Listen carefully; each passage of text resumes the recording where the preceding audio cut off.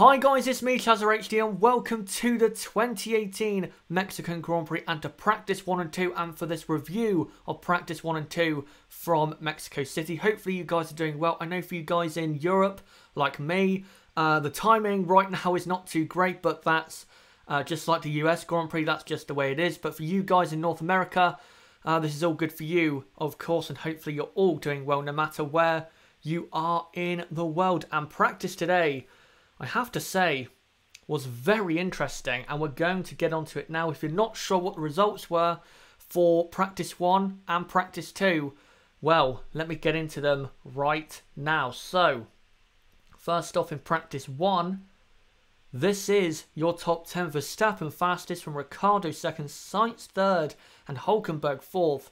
What a day it was today for Renault. Then Hamilton 5th, Bottas 6th, Vettel 7th, Raikkonen 8th, Brendan Hartley in 9th. Also a great day for him. And Nicholas Latifi in 10th. As usual, he is the Friday driver for Force India. And then the bottom 10, let me just get onto it here, is Perez 11th, Giovinazzi 12th, of course, another Friday driver. And then Grosjean 13th, Ericsson 14th, Norris, again, Friday driver in 15th. Then it's Van Dorn, Magnussen, Sorokin, Stroll, and Pierre Gasly. By the way, Pierre Gasly, he had some kind of issue on his power unit. I believe it wasn't fitted correctly inside the car. So, and of course, with Honda continuing to bring upgrades to the Honda power unit, Gasly has a grid penalty of 15 places for race day. But then on to Practice 2, where the surprises, I guess you could say, continued. This is the top 10 in Practice 2. Verstappen fastest and Ricciardo second once again. Then Sainz third once again with Vettel fourth. Hülkenberg fifth. Brendan Hartley in sixth. Then Hamilton seventh. Raikkonen eighth. Bottas ninth. And Sergio Perez in 10th. If that was the top 10 in qualifying, then wow. What a race we would get from that. And then the bottom 10 is Ocon, Grosjean, Leclerc, Gasly, Van Dorn, Stroll, Ericsson, Sorokin, Fernando Alonso, and Kevin Magnussen. What a day of practice it has been. Probably the most interesting day of practice we've had in quite a while. And I'm definitely now looking forward towards more race day than qualifying, because the tyres are not hanging on at all here in Mexico City. But as ever, guys, let's review how all the teams did and start off with the big boys at the front. And first off, Mercedes.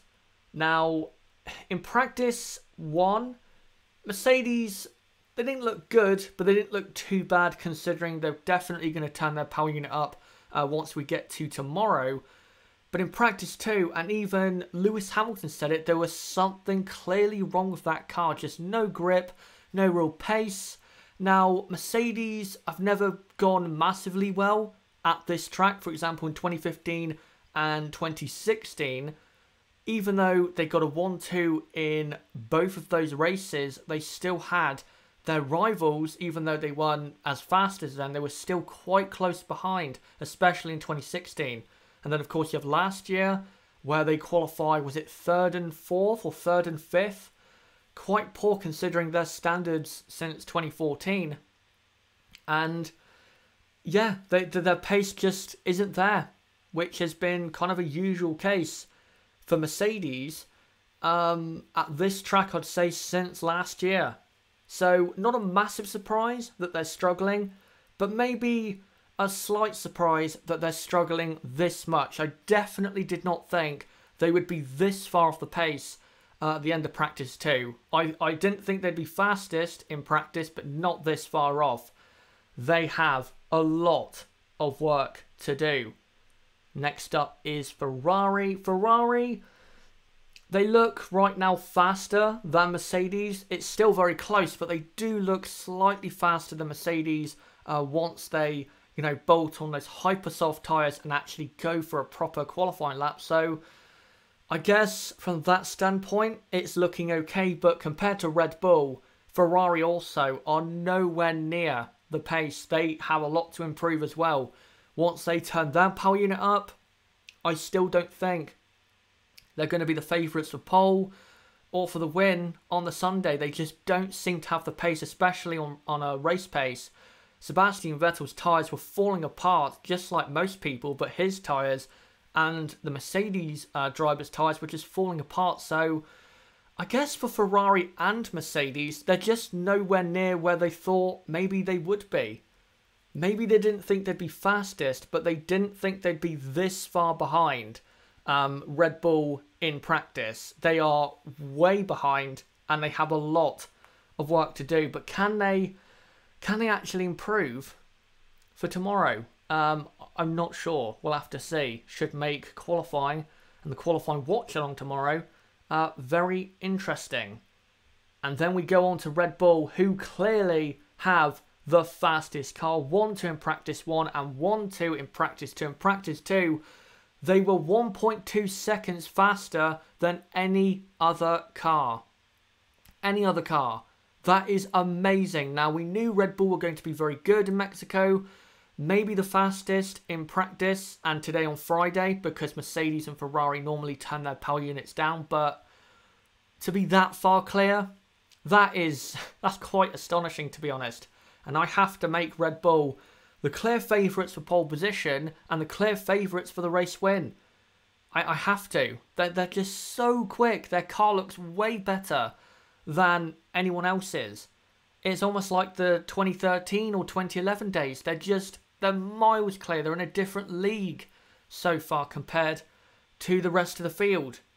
But the session in practice 2 did not end well for Max Verstappen, who finished fastest in practice 1 and practice 2, because his car just completely stopped at the end of practice 2 at turn 3, I believe, the exit of turn 3.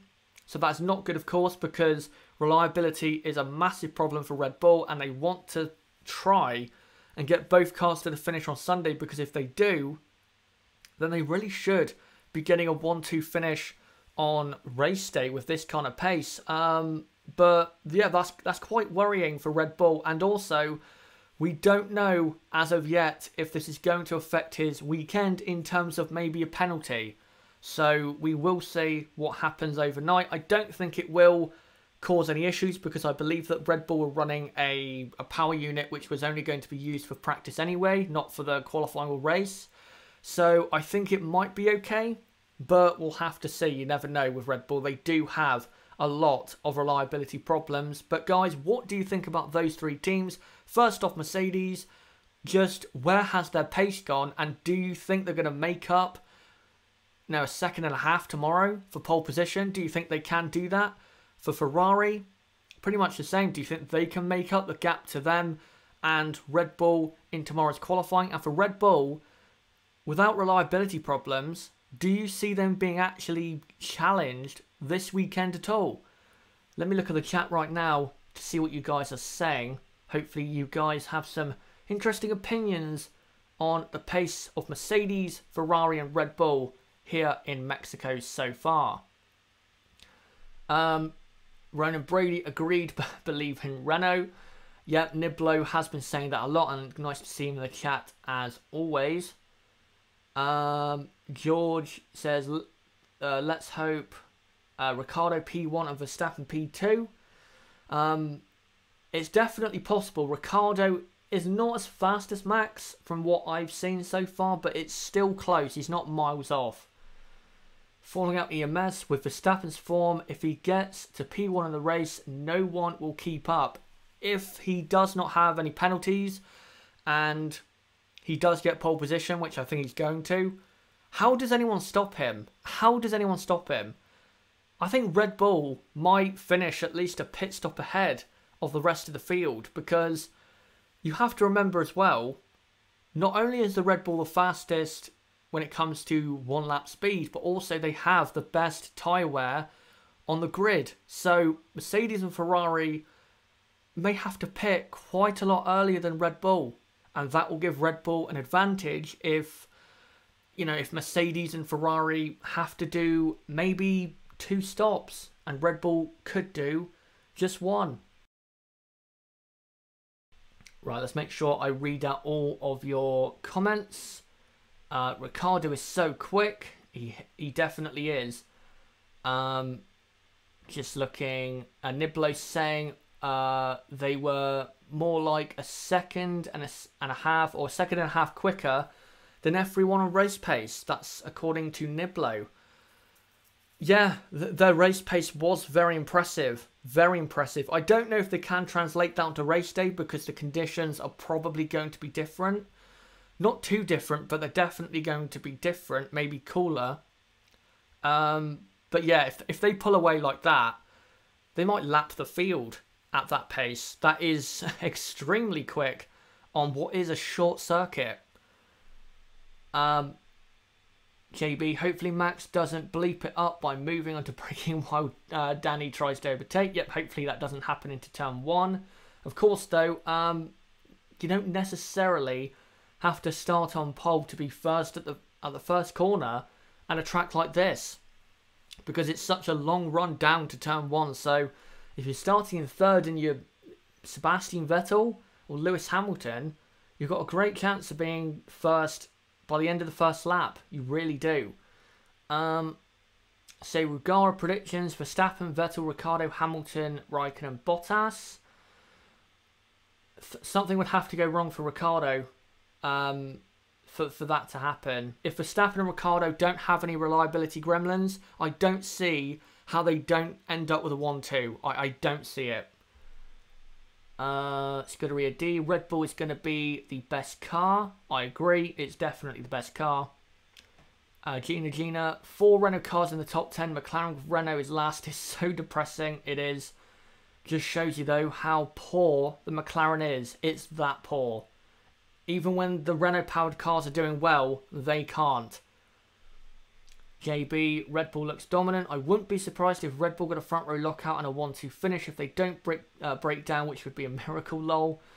If they don't break down, yep, I think they're going to get a front row lockout and a 1-2 finish. I really do. I didn't think they'd be this fast. I thought they would be probably the fastest, but not by this this margin. I didn't think that at all. I don't know about that. Seirugara says Vettel is one of the greatest ever, so I think that he'll get get him over the line. Not sure about one of the greatest ever. Not sure about that, but if the Ferrari's a lot quicker on race day, maybe. But right now, I don't see anyone going for the win other than Red Bull. Right, just looking through the chat. JB says, to be honest, I predict that Daniel will get an engine issue, unfortunately. He did have a slight issue in practice too, and he said on the radio that he was having a power unit hot warning for quite a few minutes. So both Red Bulls are definitely not 100% reliable. They're definitely at risk for sure of some kind of issue.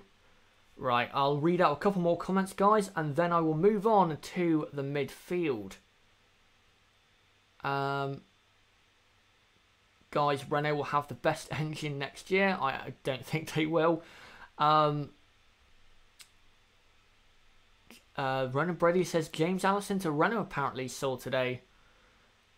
Renault would definitely like that. That'd be great for Renault if they added him to the team. They might be able to step up towards the podium positions for next year if they had that. Ronan Brady, did they not do an extra pit stop in 2015 as they were so far ahead? Yes, they did one just to make sure that their tyres didn't fall apart. But again, that was because they were so far ahead. If it was close, they wouldn't have done that, Mercedes. Ronan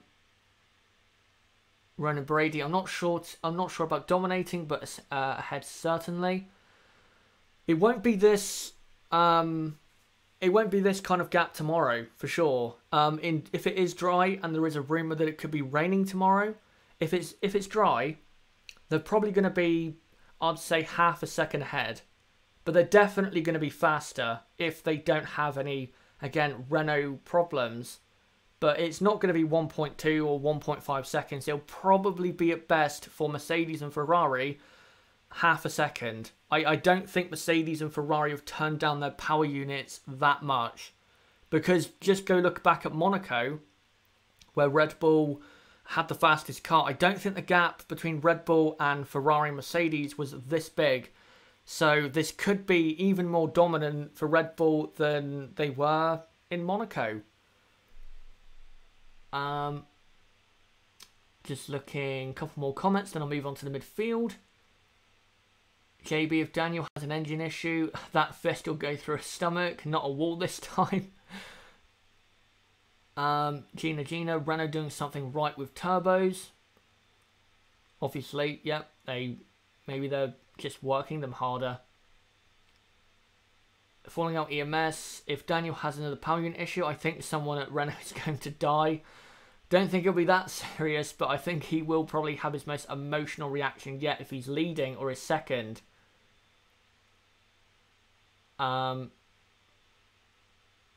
Just looking for some final comments.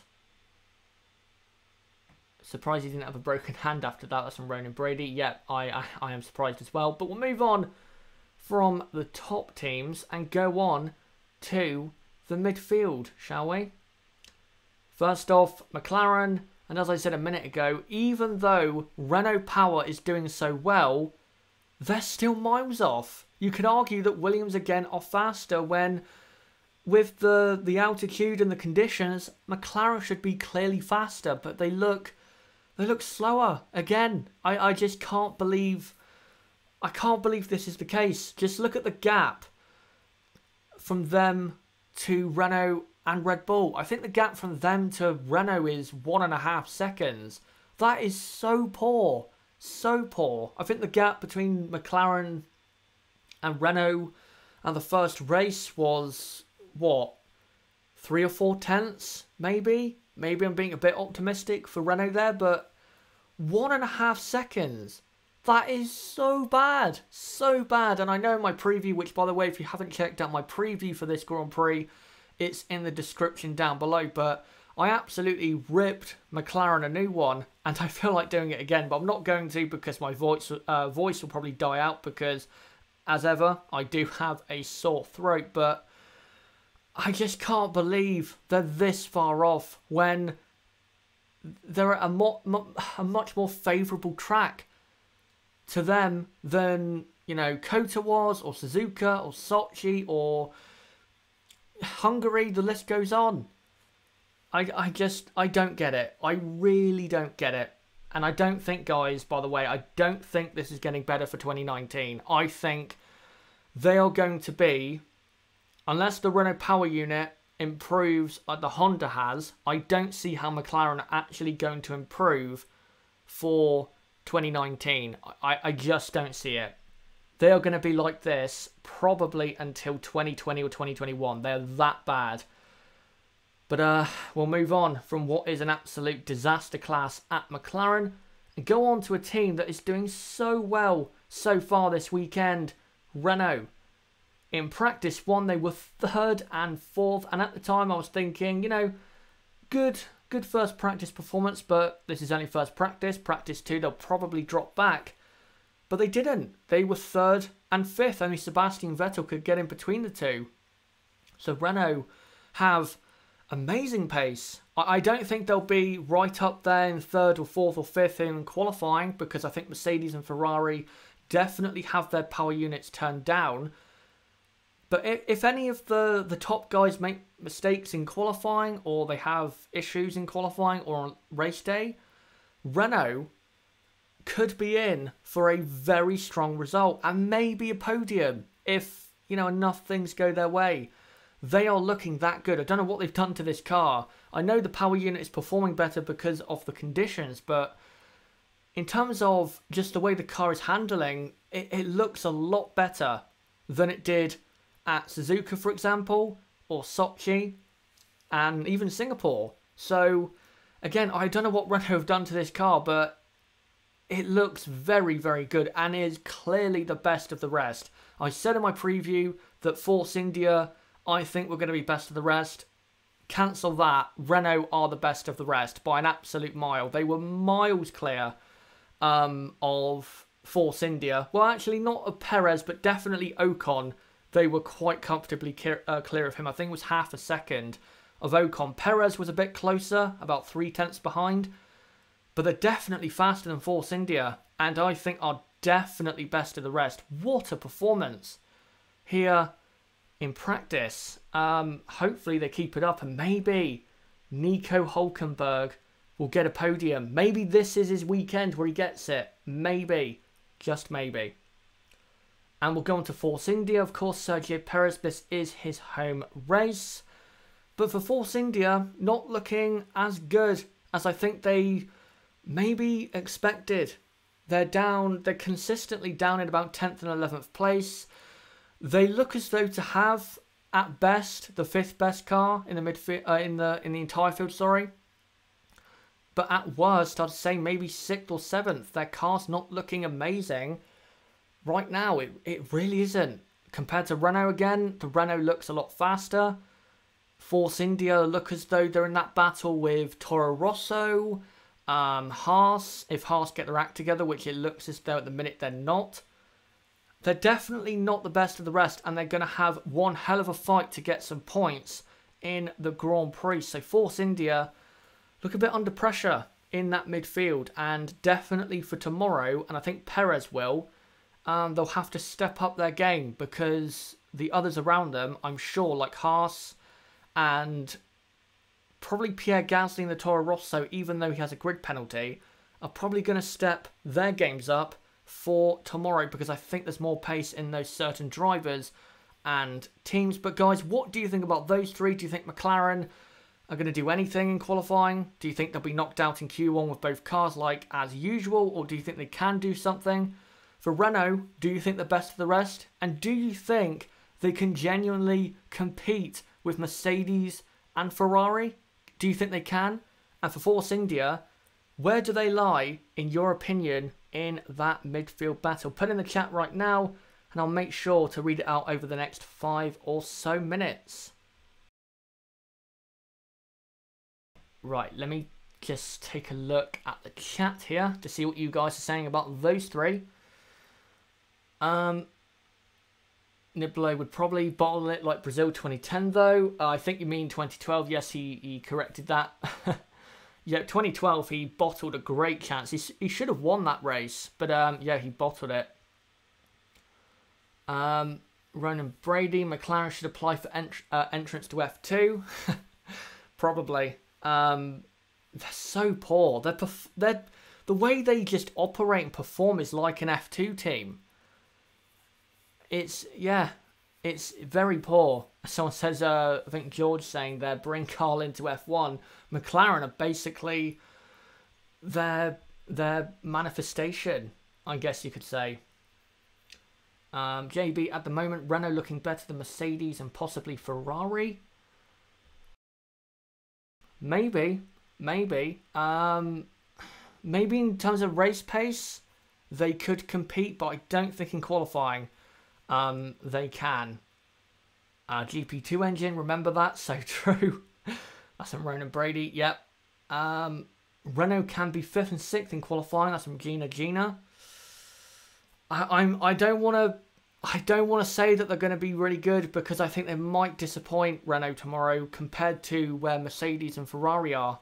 I think at worst they're going to be 7th and 8th. At best, yeah, maybe a 3rd row. That'd be great for the team. Well, a Carlin engine for McLaren. Right, let me just look through your comments, make sure I don't miss out on one. Ronan Brady asked the question, podium for Nico Hülkenberg. There's a small chance. There's a small chance of it. If you get a race like Mexico last year, where you have an incident on the first lap involving a couple of the big guys, then maybe. But again, I don't want to jinx that or say he's going to because I honestly don't think he will. Gina says, if chaos happens, Hulk can maybe take the podium. Again, chaos would need to happen. If Hülkenberg finishes 3rd or maybe even higher than that, if there's reliability issues for a certain team so far, at the front and running Renault engines. Wouldn't that be something? If Renault were running third and fourth, and then suddenly both Red Bulls just blew up. Wouldn't that be something? We definitely have to get our tinfoil hats out for that. If that happened, that would be one of the most controversial moments in a long time, if that is the situation. In numbers, McLaren have improved, but in reality, I'm struggling to see it. That's from Seirugara. When it comes to points, yes, but that's only because they've been more reliable this year than they were last year. If they were as reliable last year as they have been this year, they still haven't been that reliable, but you get what I mean. They probably would have been at the same point, if not slightly better, but again, only slightly. The only reason, again, McLaren are better in terms of numbers than they were last season is because the Honda, for the first, I'd say 12 races of 2017, just couldn't finish a race.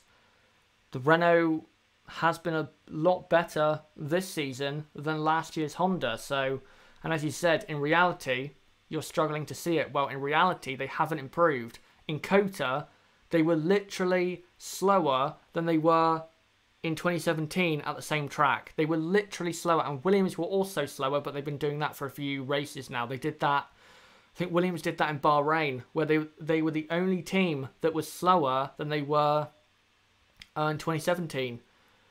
So they haven't improved. They really haven't. Yes, they've got more points and they're higher in the constructors, but there's no way McLaren can look at that and say, we've had a better or more successful year. Yes, factually, they have.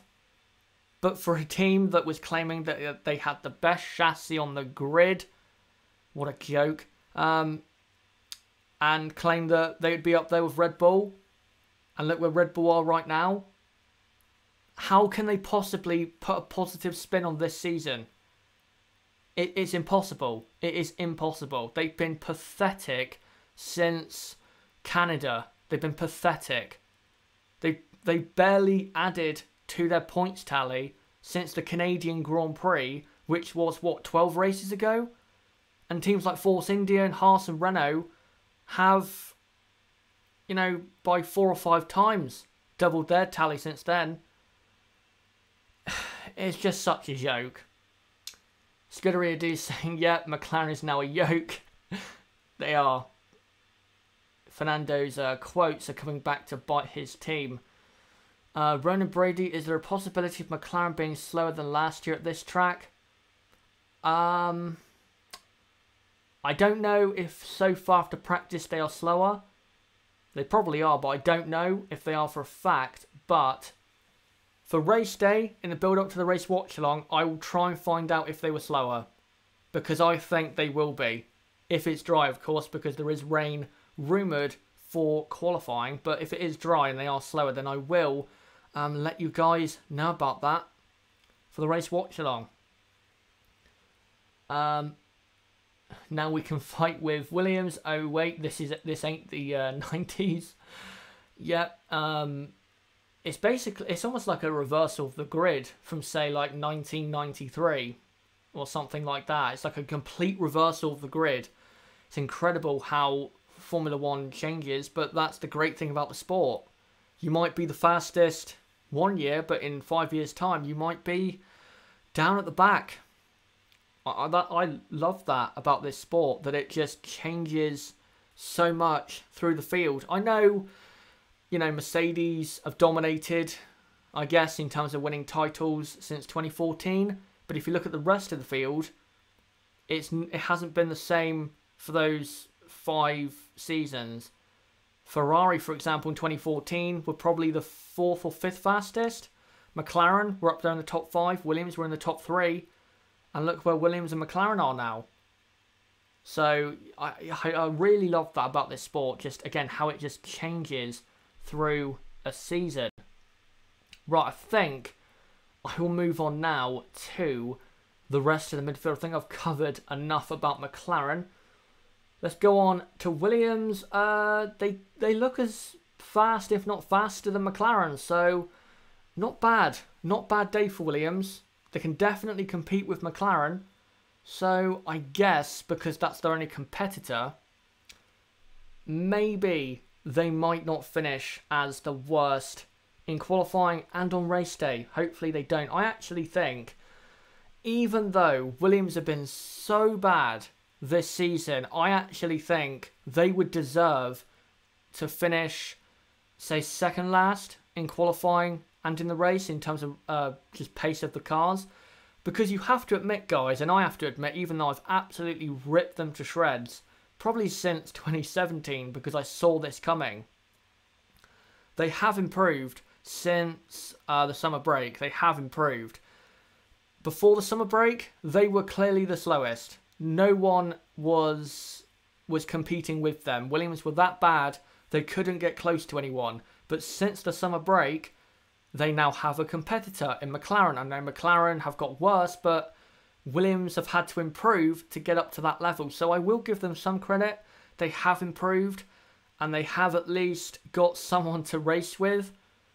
And they have worked hard to get that, even though they're still very poor. So I think Williams deserve to finish, say if only 15 people finish, maybe 12th and 13th, if they're both McLarens finish the Grand Prix. So yeah, not looking too bad for Williams. Next up is Toro Rosso, and Brendan Hartley is on absolute fire. In practice 1, he finished in 9th, but then in practice 2, he finished ahead of Lewis Hamilton, Kimi Raikkonen, and Valtteri Bottas, and his teammate Pierre Gasly, by quite a margin, by the way, between him and Gasly. What a day for Hartley. This has been his best day of practice, probably in his career, and I think Hartley has, since Suzuka and that great P6 finish, I think Hartley has now stepped up a level. He is just doing so well right now. His race at Kota definitely would have given confidence, even though he didn't on track finish in the points, but, you know, after finished in 9th. I think Hartley is just doing so well. Great to see. Such a nice guy. One of the nicest, if not the nicest guy in the paddock. And yeah, so nice to see. And hopefully for tomorrow, he doesn't get bad luck. Because even though he has not been good enough for the majority of 2018, he has had a lot of bad luck. For example, Spain, even though he made a mistake, still just the way all that happened. Silverstone, with the whole failure there. He has been unlucky this season. So I really hope in qualifying he can get into the top 10. And I think he will. I think he'll be right in there with his Toro Rosso. But for Pierre Gasly, well, not good. Pierre Gasly first in practice 1 did not set a lap time because there was some issue with his power unit and will now take a 15-place grid penalty for race day.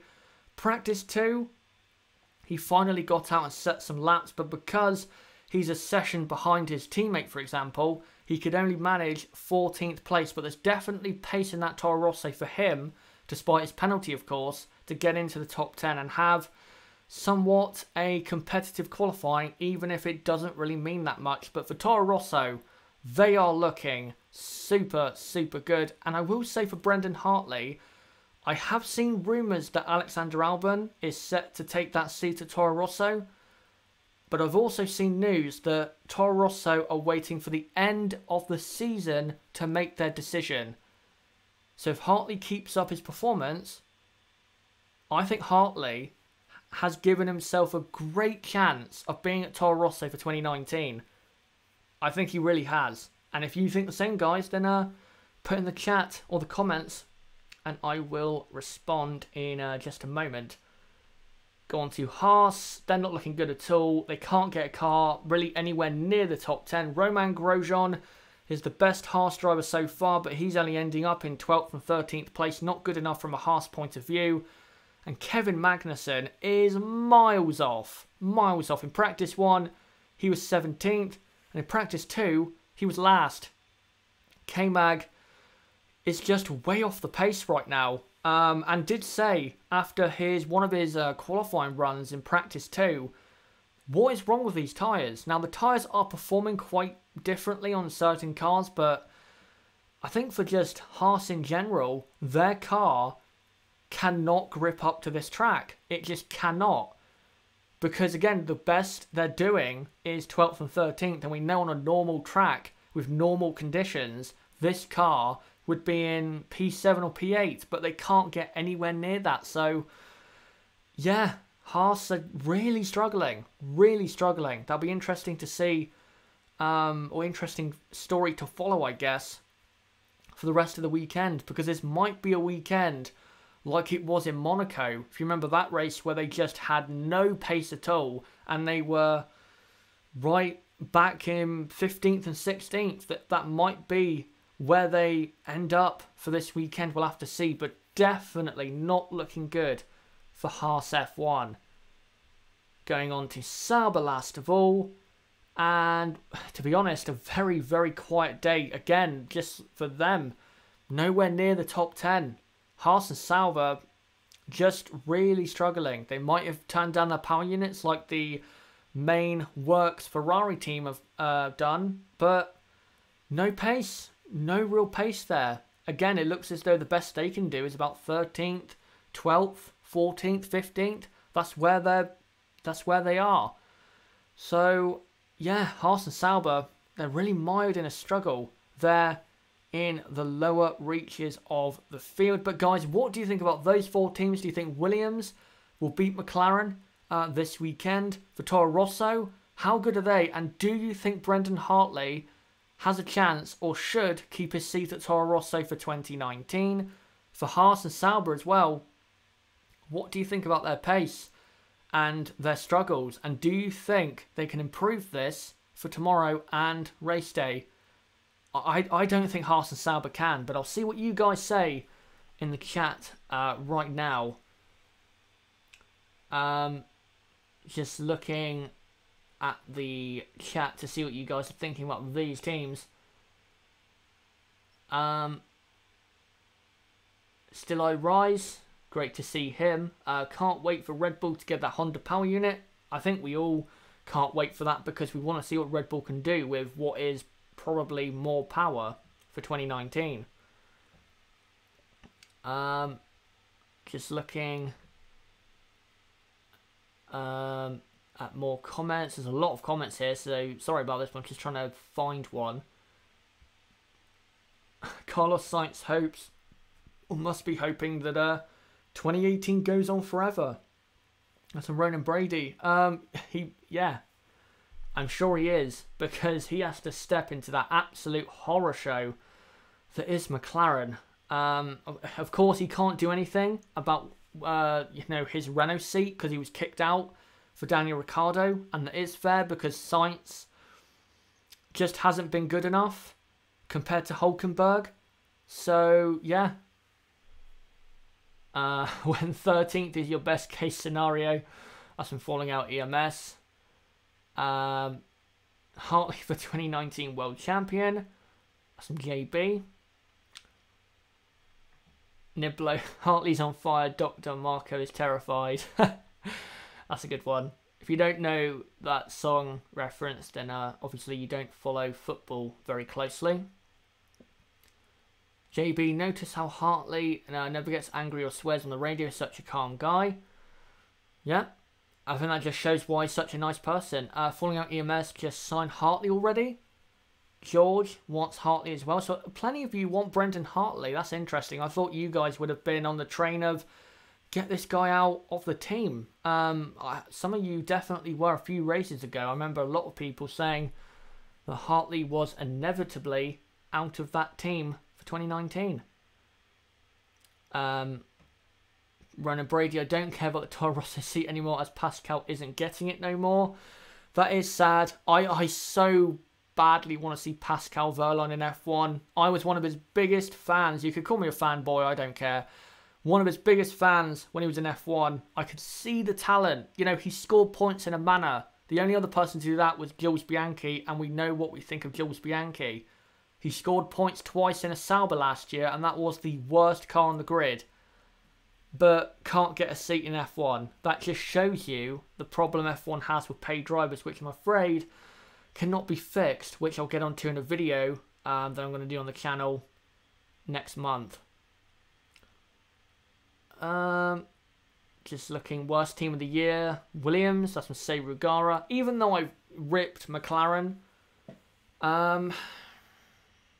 in terms of performance, yes, but I'd still put McLaren right there as well. Really, I really would, because they were, what was it, qualifying in Melbourne? They were P11 and P12, and only just behind Renault and Haas, I think, when they got knocked out. Now, Renault and Haas are lapping them, 18 races later. It's like, I can't believe that. This is McLaren. Normally in a season, McLaren will improve. They have had seasons where they've got worse, but normally in a season, McLaren do tend to get better and better, but they've got worse and worse. Every time they made an upgrade, the car is worse. I can't believe it. George Pascal needs a seat bad. If I owned an F1 team, he would be in my team, absolutely. If I was bringing a team into F1 for next year, my lineup would be Esteban Ocon and Pascal Wehrlein, for sure. That'd be a great lineup. Daniel Galt being a test boat for a cruise liner ain't easy. Good one. Just looking at some more. McLaren are for me the most disappointing team of the year. Yes, but I think also you can put them down there as well. Williams is worst, because teams can be disappointing, but at least they improve during a season. Like, for example, McLaren in 2017, they were disappointing because we thought they'd be higher, but at least they improved through the season. At least they got better to a point where they were about 4th or 5th fastest in the midfield. This season, they've just got worse and worse and worse and worse and worse, to the point where they have now the slowest car on the grid. That's what is so disappointing, yes, but just makes them, for me, one of, if not joint worst, with Williams. McLaren won't get a Ferrari engine. Absolutely, they're never going to get a Ferrari power unit. Those two teams, quite frankly, just hate each other. JB, I would get Wehrlein and Maldonado in my team just so Wehrlein could smash some ass. Okay. Sebastian, hi Jazza, Red Bull on fire. Hello to you. Great to see you along for this practice review. And yes, Red Bull are on absolute fire. Great to see from a team that hasn't won a race since Austria, their home Grand Prix. That was, how many races ago was that? 10 races ago, I think. I think that was 10 races ago. Long time ago. Ferrari won't give the slowest team their engine. Yep. I would walk away. If I was Alonso, that's from Ronan Brady. If I was Fernando Alonso, I would have walked away at the summer break. Because what's the point in staying? You're not gaining anything from staying in that team. I know he finished, was it P7 in Singapore? But does Fernando really care? I mean, he's won that race, what, 3 times or twice? He doesn't really care. Fernando just wants to win. I'm sure Fernando would have more fun in IndyCar. And he could have got a temporary or reserve driver seat in an IndyCar team for the rest of that season. I don't know when the IndyCar season ended, but it wasn't that long ago. So, Serigara says he's getting money. Absolutely. I think that's why he is staying, to get a final few race payday. But, what's the point? What is the point? Give Norris the rest of the season. That's on Halam 899. It'd be great, I think, for Norris to get just more experience if he jumped into that seat for the last few races. You had the situation at McLaren in 2006 where Juan Pablo Montoya left the team midway through the season, and then De La Rosa took over for the rest of that season. Even though Lewis Hamilton then replaced De La Rosa, I'm sure if they could have got Hamilton to step into that seat, without hurting his GP2 championship that year, they would have. So, yeah, I would have, honestly, just end Fernando's misery because he's so depressed. And you can see it and hear it from what he's saying about the sport. I don't think Fernando would be saying this about F1. You know, he's saying stuff like F1 is boring, F1 rules are a joke or a yoke. I don't think he'd be saying this if he was at Mercedes, Ferrari or Red Bull. I don't think he would be saying this. But he thinks this about F1 because McLaren have just drained all the motivation and happiness out of his racing career. That's why Fernando just is so depressed right now, because McLaren have just drained it out of him. Something I think they did to Jenson Button a bit, because you could see, even though he did have the passing of his father in 2014 or late 2013, because McLaren were getting worse and worse, he was just drained by the end of his F1 career of motivation, drive and happiness. And you could see that when he left F1 at the end of 2016, even though he did that race at Monaco in 2017. I think he even said that he just had no interest in driving anymore at all. And I think it's McLaren. They do this to their drivers. They just drain the energy and the happiness and the motivation out of their drivers because of just the way they are. And you can argue they did that to K-Mag, Perez, Van Dorn. They just feed on people's motivation, energy and happiness, it seems. Because after you're done with McLaren as a racing driver, you seem to be a lot less happy and just not as fired up as you were before you went to that team. I don't know if I'm getting onto something here, but that's what it seems like to me. Just there's a trend there. You can see it. Fernando, when he came to McLaren, he was really, pumped up, wanted the McLaren Honda project to work. Look at him now. He's criticising the sport left, right, centre, and he hates basically being in F1 and wants to leave and looks very angry and depressed. Jenson Button was one of the funniest and coolest guys in the paddock when he joined McLaren in 2010. At the end of 2016, he was kind of forgotten and very, I won't say sad, but kind of downbeat about just the way his last years have gone. Look at Van Dorn. Just down in the dumps. K-Mag, I think, was very harshly judged at McLaren. And what they did to him on his birthday in 2015 was a disgrace by firing him. That was an absolute disgrace, and McLaren deserve every bit of bad luck that has come their way because of that. That's disgraceful, to fire someone on their birthday. And for Sergio Perez, look what he's been like since he left McLaren. He's been a lot happier of a person, and the same for K-Mag. Yeah, McLaren. A lot to say about them, but I think I'll move on to a few more comments. I'm probably going to do, guys, I'd say 2 or 3 more minutes of answering questions and reading comments. Sorry that I went on a long time, but I feel as though I had to make that point. Hallam899 says, Carlos Sainz and Lando Norris's career could end quickly at McLaren. They could. I think Norris, he's, maybe, you could argue that he'd be a bit ungrateful if he did this, but I think this is the smart decision. Tell his agent, get that, Red Bull contract going, and let's get in that Toro Rosso for maybe a seat at Red Bull if he does well in Toro Rosso. Maybe a seat at Red Bull for 2021 or something like that. That was the smart decision, because McLaren are not going forwards, they're going backwards.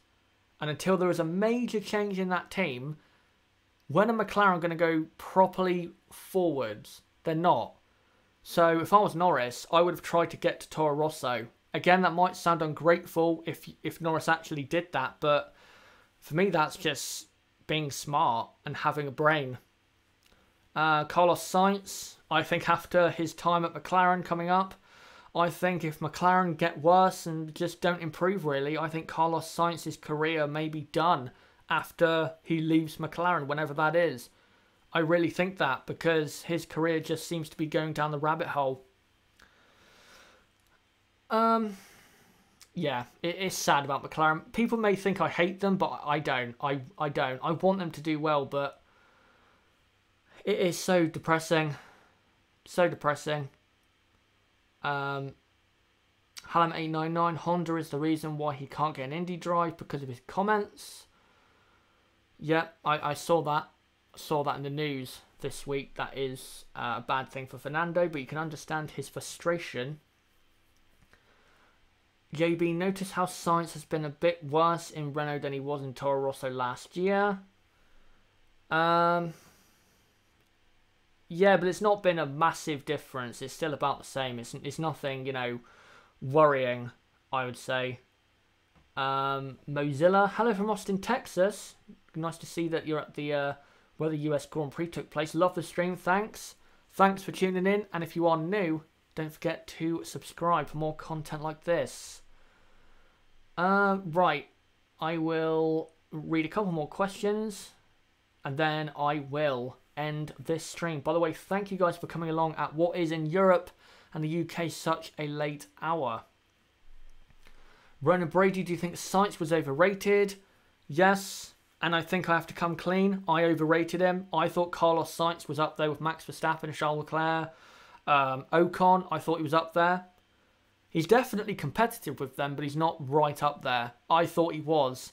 I really thought he was. But Renault, his time at Renault just hasn't proved that. It's proved that he is forever, at best, a midfield driver. Such a shame. I really believed in the guy.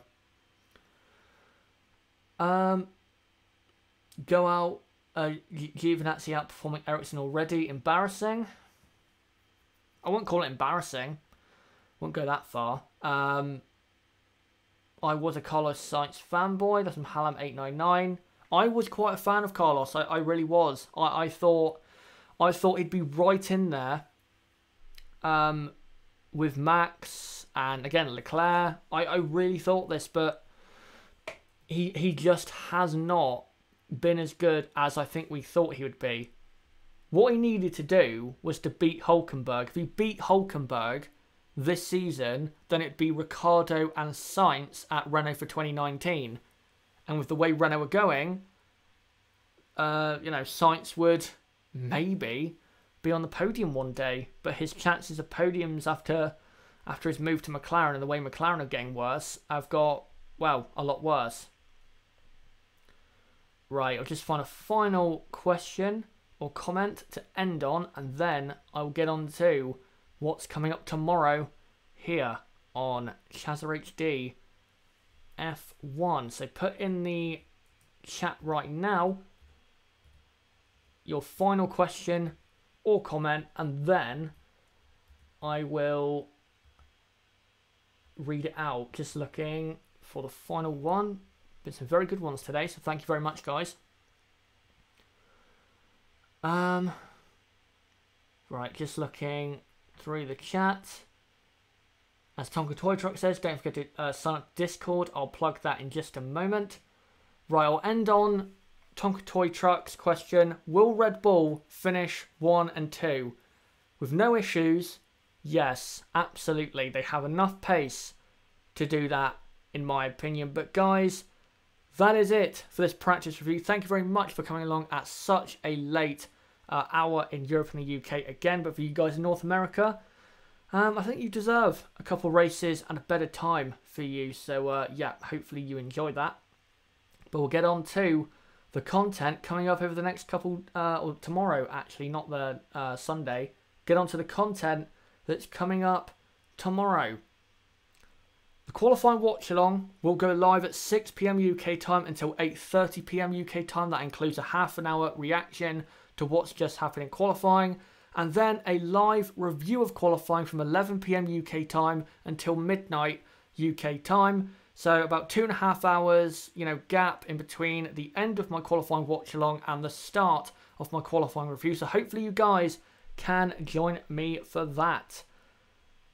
But that's it for this stream, guys. Again, don't forget to join Discord, link below in the description. By the way, the link should be working this time, so hopefully you can join. As well, don't forget to subscribe to this channel, Chazza HD F1, at the bottom right of the screen, or click on my channel name and go to the channel page to subscribe, like this video, comment down below what you thought of this video, and comment down below what did you think of practice and who do you think is going to be looking good in tomorrow's qualifying, and what are your predictions for qualifying. Put that in the comments section below as well. Don't forget to follow me on Twitter. Great way to keep up to date with this channel and me. And don't forget to check out chazahd.com. Again, another great way to keep up to date with the content on this channel. But guys, until 6 PM UK time tomorrow for qualifying, I will see all of you then.